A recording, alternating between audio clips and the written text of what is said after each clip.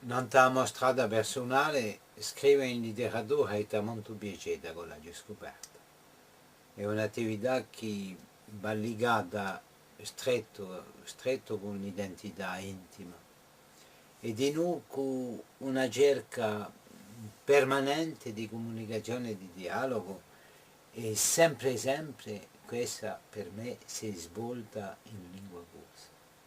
È bella chiara, all'origine di un piacere profondo, cosento, scrivendo tutti i giorni, c'è un sentimo dentro in un certo modo in parola con l'antenati, tutti gli antenati, che avevano la stessa cultura depositata in un fondo culturale continuo, comune e permanente.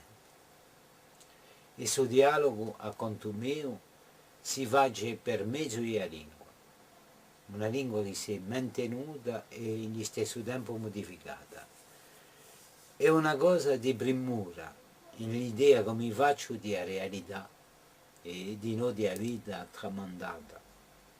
Travagliare una lingua che si è tenuta aggroncata tanto tempo in una sotto in, in una forma di un'epoca di dialetti aggroncati e di noi spezzati e impoveriti e beh prova a avviarla a un moderno e è una cosa che ha un significato profondo.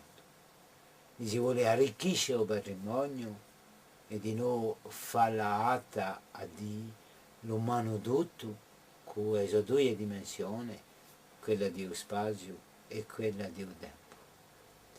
E questo appunto con uno strumento linguistico come crede poco quanto per questa funzione così.